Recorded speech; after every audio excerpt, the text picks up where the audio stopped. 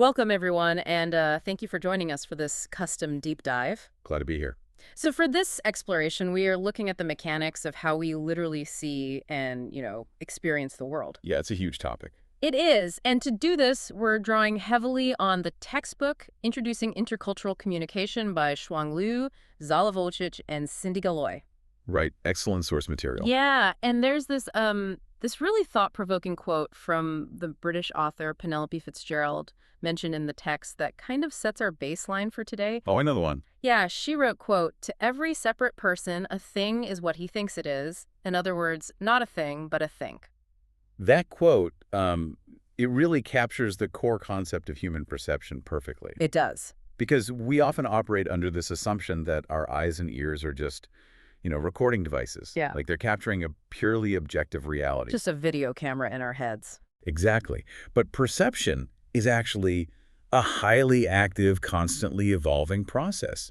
We are perpetually caught in the friction between external stimuli, Like the events and people around us. right, the external stuff, Yeah. and our own internal cultural databases. And those internal databases contain our memories, deeply ingrained values, our socialization. Oh, yes. We don't just observe the world, we continuously interpret and construct it.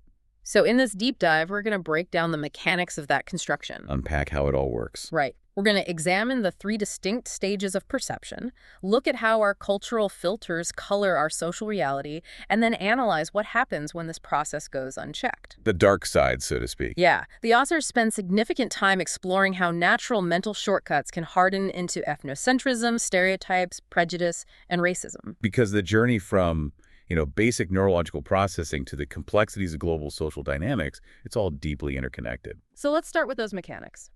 The textbook utilizes a really helpful analogy comparing the human mind to a computer processing information. It's a great way to look at it. You have data entry, storage, and retrieval, all happening in a specific sequence of stages to keep the system running efficiently. And the very first stage in that sequence is selection. Selection. Right. At any given moment, you are being bombarded by a staggering amount of sensory data. It's just overwhelmed. Yeah, you have the temperature of the room, the texture of your clothing, background noises, the specific quality of the light. If your brain attempted to process every single input with equal weight, The system would crash. right, you'd be paralyzed. Completely paralyzed by information overload. So to survive this, we utilize selective perception. Which breaks down into what? Selective exposure, selective attention, and selective retention. Exactly. We unconsciously filter what we expose ourselves to, what we actually focus on, and what we decide to file away in our memory. The authors use a very grounded example to illustrate this involving buying a car. Oh, the classifieds example. Yeah.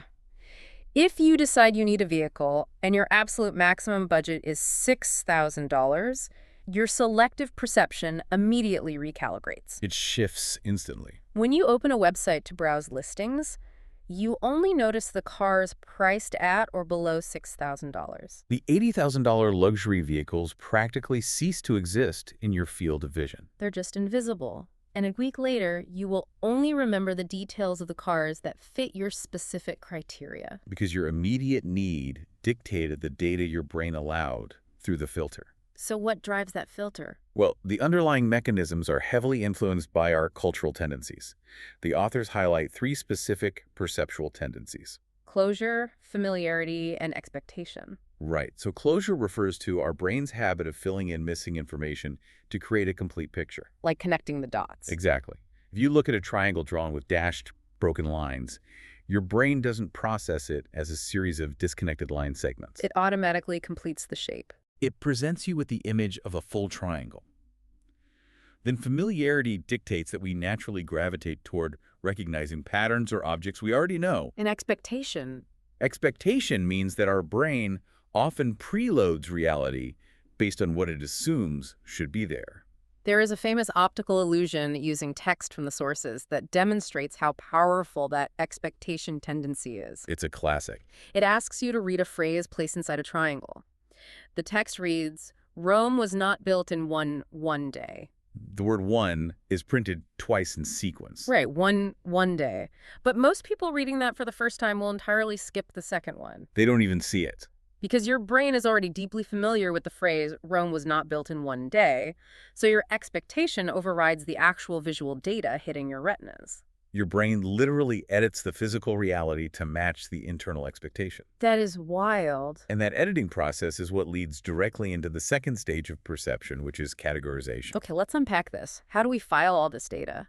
Well, once we have selected the data, we are forced to organize it. Makes sense. If I am automatically filtering out expensive cars to save mental energy, I'd need a similar sorting system for the massive amount of social data I encounter every day. Precisely.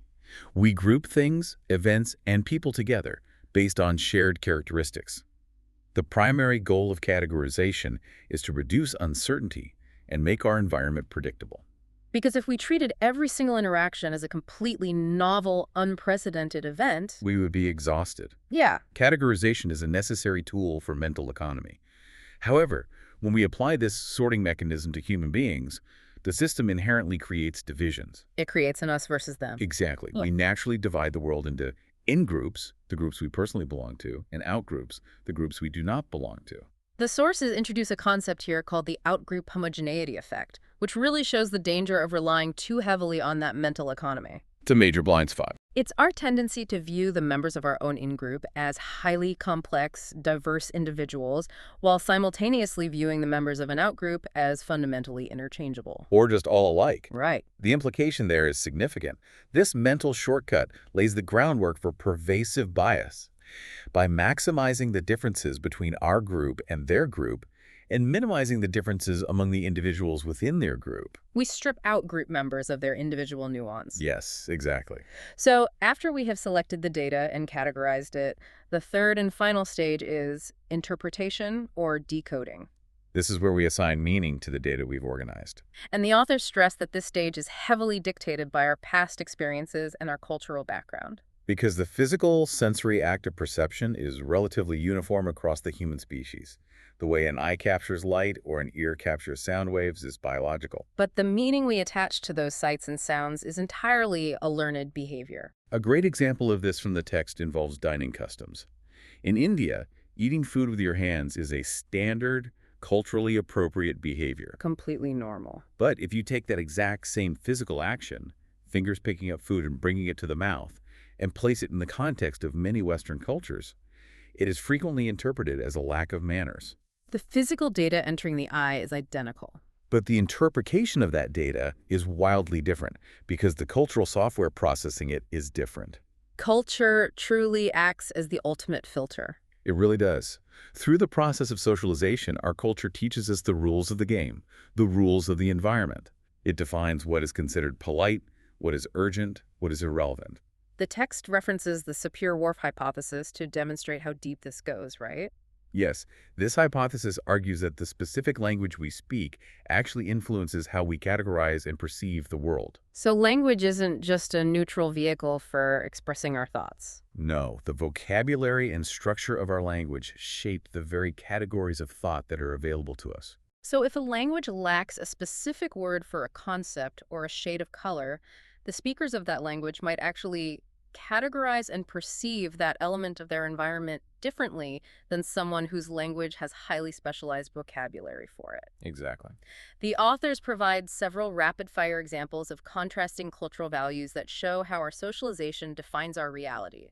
Like, in France, eating snails is a culinary delicacy. Whereas someone from Samoa might find the concept highly unappealing. In the United States, maintaining direct eye contact during a conversation is a sign of active engagement and honesty. Conversely, in South Korea, lowering your gaze when speaking to someone of higher status like a teacher or an elder is a fundamental demonstration of respect. Even physical greetings vary. A firm handshake is expected in Australian business culture. While a much gentler handshake is the norm in the Middle East. And the filter of culture extends to concepts we often mistakenly assume are universal, like colors. Oh, the color example is fascinating. The text notes a study where students from various cultural backgrounds were asked about color associations. Right, in China, the color red is strongly associated with wealth, splendor, and is the traditional color for weddings. But in Western cultures, white is the dominant color for purity and weddings, Meanwhile, in many Asian cultures, white is heavily associated with funerals and mourning. which is huge. Yeah. Showing up to a celebration in a specific culture, wearing a color that signifies death to them, is a stark reminder of how these internalized rules dictate our social interactions. It absolutely dictates it. And this leads to the question of how we interpret the actions of others when these cultural rules clash, particularly regarding attribution and bias. Right, the self-serving bias. Yes. When we attempt to explain why someone behaved in a certain way, we often fall victim to the self-serving bias.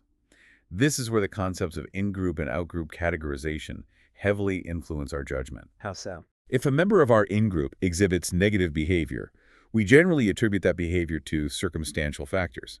If a colleague we like performs poorly on a presentation, we might say the room was too loud or they were under pressure. We excuse the behavior by blaming the environment. But if someone from an out-group, maybe a competitor or someone from a different department we don't know well, gives that exact same poor presentation, our attribution flips. We attribute their failure to their character or personality.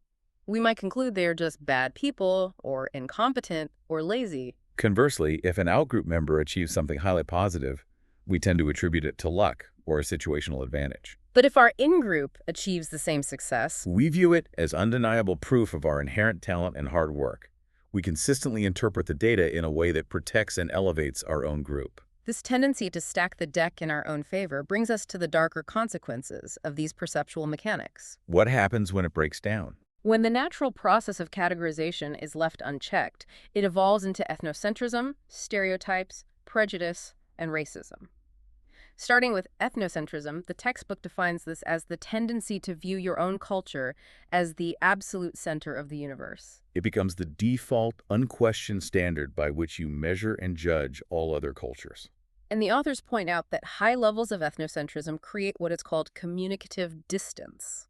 It becomes nearly impossible to have a meaningful exchange with someone if you are constantly evaluating their behavior against a set of rules they do not subscribe to. So what's the antidote? The text advocates for cultural relativism. This is the deliberate practice of evaluating another culture's behaviors and beliefs within the context of that specific culture, rather than judging it against your own. If we look back at the example of eating with hands in India, an ethnocentric interpretation simply labels the behavior as unhygienic because it violates Western dining norms. But applying cultural relativism requires seeking out the context. Right. When you learn that there is a deep cultural and religious belief that God gave humans hands specifically so they could both give and receive food, the behavior is recontextualized. Within its own framework, it makes complete sense and carries a profound respect for the food. Cultural relativism bridges that communicative distance. Moving from ethnocentrism to stereotypes, we see another way categorization can break down communication. Stereotypes are overgeneralizations. Fixed impressions we hold about a specific group of people. And by relying on an overgeneralization, we completely erase the individual characteristics of the person we are interacting with. There is a surprising historical fact in the sources regarding the origin of the word itself. Oh, I love this detail. The term stereotype actually originates from a 1798 invention for the printing press. It referred to a process for creating a permanent, solid image plate. The Greek root stereos translates to solid, and tupos means impression. It literally means a solid impression. That physical origin perfectly mirrors the psychological reality. Walter Lippmann introduced the term into modern psychology in his 1922 book, Public Opinion. He used it to describe how these rigid impressions function in society. The sources highlight ageism as a pervasive modern example of this. Right. A common stereotype assumes that older adults are technologically incompetent or cognitively diminished. Which often results in younger people using condescending baby talk when addressing them. This behavior is highly dismissive and creates an immediate barrier. The text also explores how the mere existence of these stereotypes alters behavior through something called stereotype threat. How does that work? Well, if a non-native English speaker is acutely aware of the stereotype that people with heavy accents are less intelligent, the fear of confirming that stereotype can cause immense anxiety. That anxiety might cause them to stumble over their words or withdraw from the conversation entirely. The stereotype essentially becomes a self-fulfilling prophecy, shutting down the intercultural exchange. Lippmann made a crucial distinction between actual reality, the objective facts of a situation, and social reality. which he described as the pictures in our heads. The sources share a remarkable historical anecdote to illustrate the power of social reality. The island story. Yes, during World War I, there was an island community where a small population of French, English, and German citizens lived together in complete harmony, Until a British mail ship arrived. bringing the news that their respective nations had been actively at war for over 6 weeks. So for a month and a half, those people were technically geopolitical enemies. Yet they continued to live as peaceful neighbors because their internal social reality had not yet been updated with the new information. They were interacting based on the pictures in their heads, not the objective state of the world. It demonstrates that human behavior is driven by what we perceive to be true, regardless of the actual facts. And when those fixed pictures in our heads harden into negative attitudes, stereotypes evolve into prejudice. Prejudice is defined as a learned, negative, preconceived attitude toward a specific group. The textbook breaks down prejudice by explaining that it operates on 4 distinct functions, which helps explain why these attitudes are so difficult to dismantle. The first is the utilitarian function. If it is utilitarian, that suggests there's a practical payoff or benefit to holding the prejudice. Often, the payoff is social inclusion. Like fitting in with the group. Exactly. An individual might express a prejudiced view or simply laugh along with a biased joke because doing so yields social approval or acceptance from their in-group. They use the prejudice as a tool to secure their own position. The second function is ego defensive. I imagine this relates directly to the self-serving bias we discussed earlier. Using prejudice to protect one's own self-esteem. Right. That is the core of it. If an individual is struggling in the job market, it is psychologically painful to admit personal shortcomings. It is much easier to protect their ego by adopting a prejudiced attitude toward an immigrant group, blaming them for the economic difficulty. The prejudice acts as a shield against feelings of inadequacy. Yes. The third function the authors list is value expressive. This seems to be less about attacking others and more about loudly signaling what your own group stands for. It serves to highlight and validate the specific moral or cultural values of the in-group. A rigid ideological or religious group might hold deeply prejudiced views against outsiders, viewing them as morally corrupt. So expressing that prejudice is their way of reinforcing the superiority of their own strict rules. Exactly. And the fourth and final function is the knowledge function. Given what we know about mental economy and categorization, this sounds like prejudice acting as the ultimate lazy shortcut for structuring the world. It allows people to organize a complex world in a very convenient, albeit heavily biased manner. If someone assumes that anyone with a specific regional accent holds a certain set of political beliefs, they don't have to spend the energy getting to know the individual. The prejudice provides a false sense of absolute knowledge, allowing them to respond to a group in a fixed, predictable way. Now, when analyzing racism, the authors of our textbook look at it through a strictly historical lens, pointing out how colonial histories and systems of structural inequality fundamentally alter how groups communicate today. They define racism as taking those prejudiced attitudes and attaching a specific belief in biological superiority, which is then used to justify social, moral, and intellectual dominance. The textbook points to several major historical frameworks to illustrate this structural impact. They examine the dispossession of indigenous inhabitants by European settlers in Australia, They note the similar history of colonization and dispossession in South Africa. and point to the history of importing slaves in the United States. The authors utilize this historical context to demonstrate that these deeply ingrained structural inequalities create immense persistent barriers to effective intercultural communication, Historically, dehumanizing a group reinforces negative stereotypes, which sustains prejudice. which fuels ongoing discrimination. This cycle fundamentally undermines the ability to communicate across cultural lines. Returning to our starting point, the process of perception is a massive, complex system. We began with the brain functioning like a computer, utilizing selective perception just to survive the daily bombardment of sensory data. We see that while biology handles the physical sensing, culture handles the decoding. Categorization is a necessary tool for managing uncertainty, but when we fail to monitor that tool, it builds the walls of ethnocentrism and prejudice. So the ultimate takeaway for you, the listener, is the power of awareness. Catching yourself in the act of relying on an outgroup homogeneity shortcut, noticing when your brain tries to tell you they are all the same, is the first step toward effective intercultural communication. When you recognize that you are applying a stereotype, you gain the ability to pause the automatic process. You can choose to seek context and apply cultural relativism rather than accepting a solid, fixed impression. It requires actively challenging the internal database and questioning the rules your culture has socialized you to accept as universal truths. It's hard work, but it's essential. To leave you with a final thought to ponder, based on what's known as implicit personality theory or the halo effect mentioned in the sources. Oh, this is a great point to end on. Tomorrow, when you meet someone new and instantly decide they are friendly or smart based on just one trait. Because they have a nice smile or a firm handshake. Exactly. Ask yourself, are you seeing them, or are you just looking at a picture your culture painted in your head?